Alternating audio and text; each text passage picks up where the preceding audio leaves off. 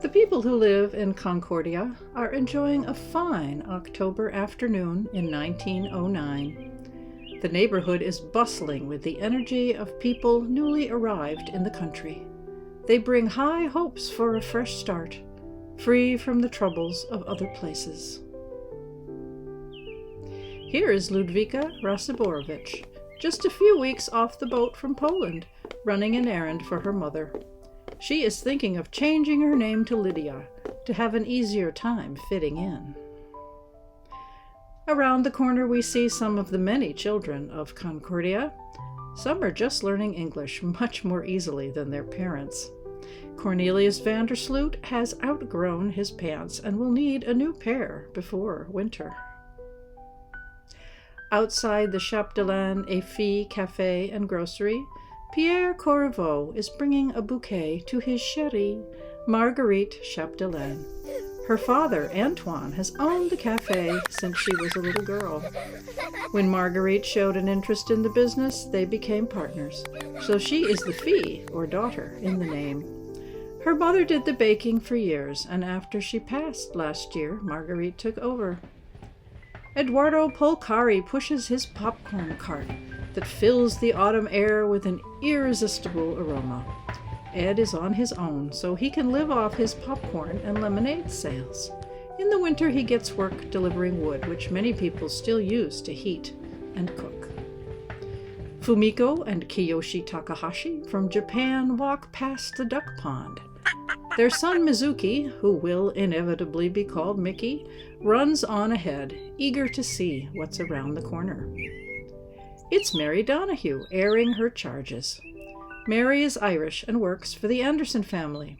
She tried to convince Maggie Anderson to put on a sweater, but Mags is at a stubborn age.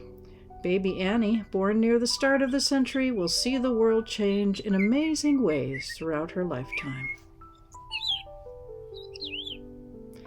Katie Perkins, dressed in pink, has just come down from the Silver Thimble, a fabric shop owned by Jadwiga Suspaniak. Madame Suspaniak arrived from Poland 15 years ago and has prospered despite being a widow lady. Her tidy shop is stuffed with fabric and supplies. Whatever you might need for your sewing, she has it in stock or can order it for you.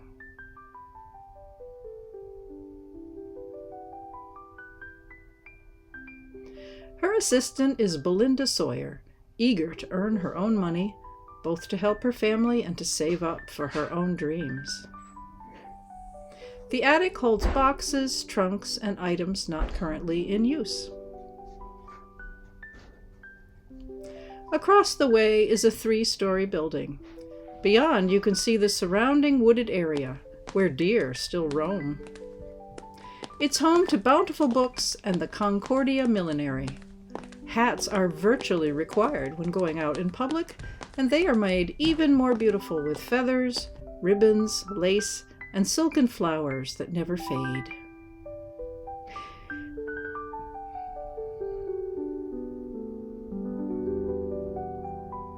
Eliza Littlejohn tries on a straw hat that is not the style needed for the coming late fall and winter, but it is on sale.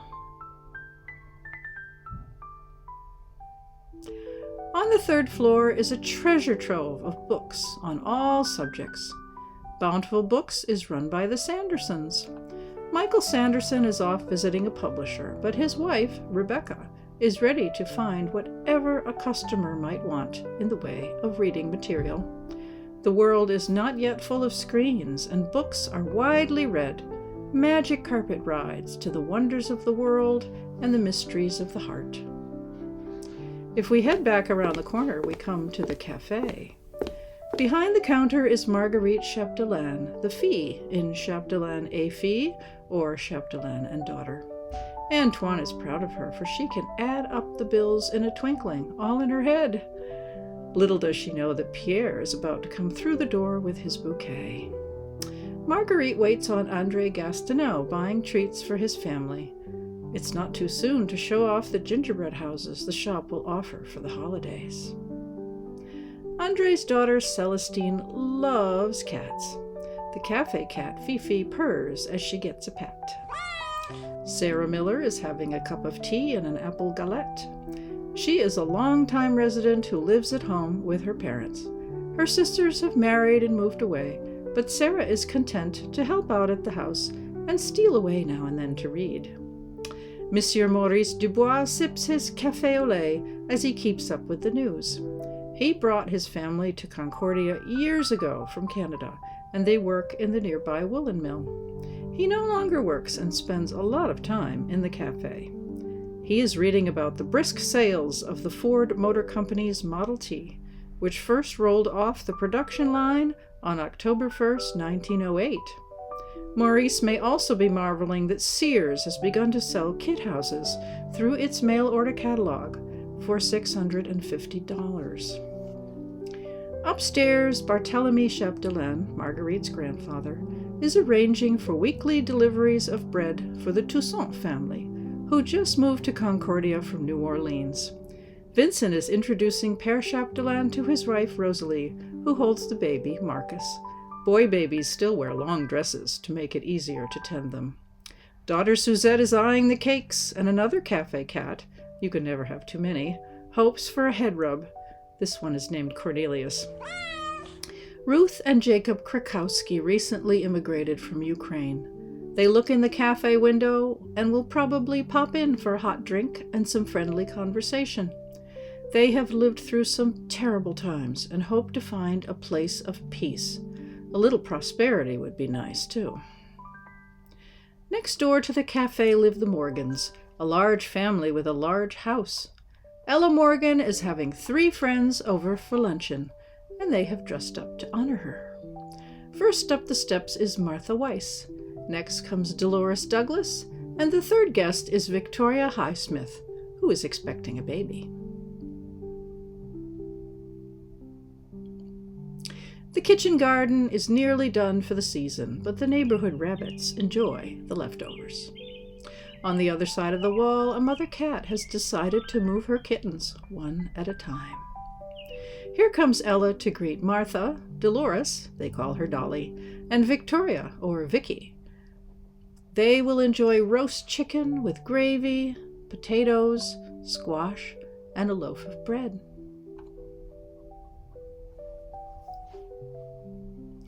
The dining room has a built-in cabinet where Ella keeps various treasures, including her grandmother's canisters, which came with her from Germany. They are labeled flour, salt, cinnamon, and rice. In case of rain, an umbrella and a pair of boots sit by the door. In the kitchen, the big sink has hot and cold running water, a luxury Ella's grandmother did not enjoy. Muffins are cooling by the stove. Cream keeping cool in the icebox will lighten the coffee perking on the stove. The calendar shows the current president, Teddy Roosevelt.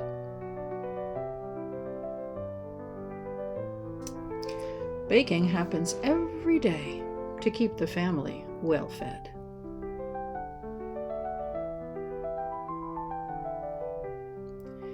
The pantry next door is well stocked.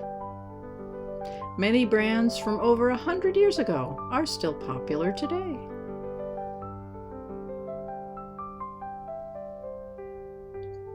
There's some older technology in the pantry, including a dry sink.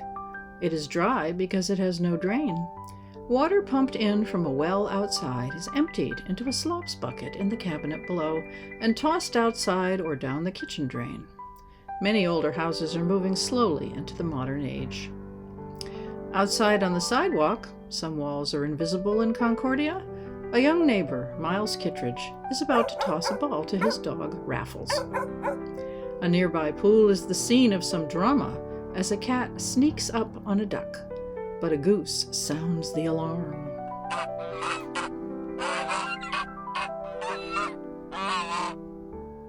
The sitting room has been taken over by Minnie Morgan and her friend, Betty Wilson. Minnie's red hair is seldom tidy, and if her mother found her jumping on the sofa, she would catch it for sure. An orange tabby named Winston is trying on a box.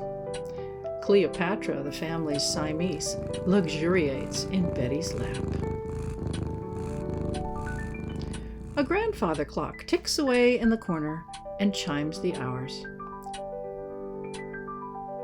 The Morgans have a coal-fired furnace and radiators, but they still use stoves and fireplaces. On the side of the house is a shed and a chicken coop. The egg-gathering girl is Eleni Dimopoulos, who lives nearby. Her family arrived from Greece, and her relatives all work in the mill. She takes care of the chickens for the Morgans, and in return her family enjoys fresh eggs every day. Firewood is stacked to fuel the household hearths. Upstairs, above the sitting room, baby Katrina is awake from her nap. Noise from below probably had something to do with it. She is fascinated by Snowball and her kittens, playing with Katrina's toys. The Morgan's maid, Lucy Mahoney, will bring Katrina down to meet her mother's guests. Lucy came from Ireland and has been with the Morgans for several years. In the hallway next door, we see a Morgan cousin, Gertrude Schneider, who has stopped by to pick up a lovely embroidered bag made by Granny Morgan. We will meet Granny soon in the sewing room. The next room over is the bedroom of Mother and Father Morgan, Ella and Wilhelm. Yet another cat snoozes on their bed.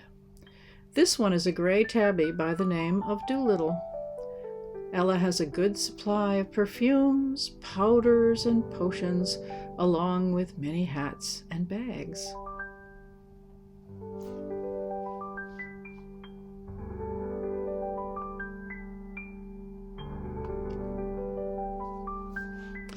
In the library, Peter Morgan is having his piano lesson. He's getting pretty good. Wilhelm lets Peter learn the latest ragtime tunes along with the classics. The library is a grand place to put your feet up by the fire and read one of the many books on the shelves. Someone is in the middle of outwitting squirrels. Next door is Peter and Minnie's room, well supplied with toys of all kinds. They never get bored. There's a dollhouse full of itty-bitty furniture, and they enjoy battling in backgammon.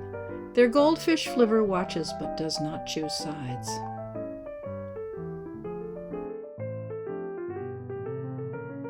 The bathroom has a radiator, hot and cold water in the sink and the tub, and drains. These are fairly recent innovations that make life a lot easier than in the days of the outhouse, when houses did not even have bathrooms. Chamber pots were under the bed, and folks washed up with pitchers and basins. Nobody misses the good old days of slop buckets. Yet another cat, who is of course named Mischief, is doing what cats do. Up in the third floor sewing room, Wilhelm's mother, Bronwyn, is busy making or mending clothes. Granny Braun lost her husband Carl some years back, but she delights in her grandchildren and loves to be useful. Of course, there's always a cat to shoo out of the way. This one is named Dinky. The laundry room is light and airy, unlike many located in basements. Doing the Morgans' laundry takes Lucy all day on Mondays, and much of Tuesday is devoted to ironing. This room has a radiator, but also a pot-bellied stove, because Lucy's irons are not electric and need a good source of heat. The sink has a drain, thank goodness. In the attic are the usual seasonal items, along with things from years past that are no longer used, but certainly cannot be thrown away. Someone might need something sometime. You never know. Waste not, want not. Down the road is Lookaway Farm, owned by Giuseppe and Maria Martinelli. Autumn is their busiest time, gathering in the harvest and preparing it for sale. They welcome customers with fresh lemonade. This fellow is David Taylor. He is a little person, and some people literally look down on him, but David is a successful accountant who does just fine. The farm stand overflows with fresh produce. Feel free to fill up a basket. And don't miss the wonderful desserts made by Maria and her sister Graziella. Here is Graziella, who has just fed the pigs. One of the farm's goats, as usual, is on the highest point it can find. The piglets are patient. Yes, I know it's not springtime in Concordia, and the pigs should be all grown up, but not everything in Concordia is completely correct. Figaro, the farm dog, is much too well behaved to chase the chickens. There is so much to do on a farm that relatives often pitch in. Here is Luigi Zeffirelli, Maria's nephew, taking the foal for a walk in the field, followed closely by its mother. Yes, another out-of-season baby animal, so sue me. Luigi's sister Rosalie is watering the sheep. A hired hand who lives nearby, Robert Wasserman, makes sure the donkeys and cattle have plenty of fodder. He is a dab hand at repairing all sorts of things that get loose or wonky, and his toolbox is always at the ready. Another goat is up to no good. I hope you have enjoyed visiting Concordia, where everybody gets along just fine with everybody else. We should try and do the same.